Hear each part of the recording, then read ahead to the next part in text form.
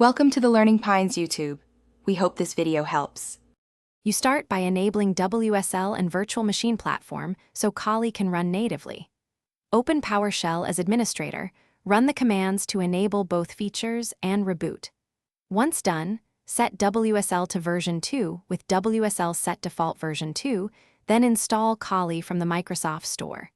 You need to create a Kali user and password on first launch.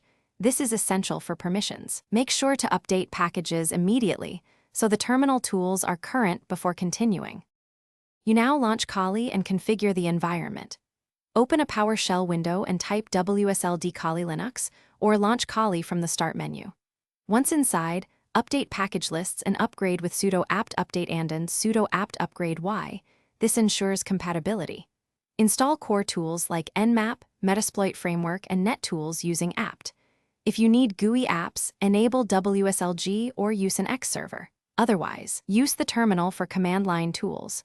Adjust path or aliases for convenience. You finish by securing and persisting your setup.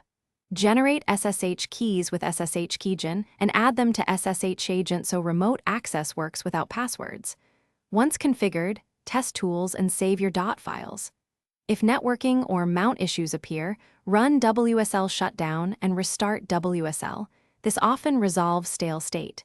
If problems persist, check WSL LV to confirm distribution status and review logs with journoctl inside Kali. Keep packages updated and snap. Thanks for watching.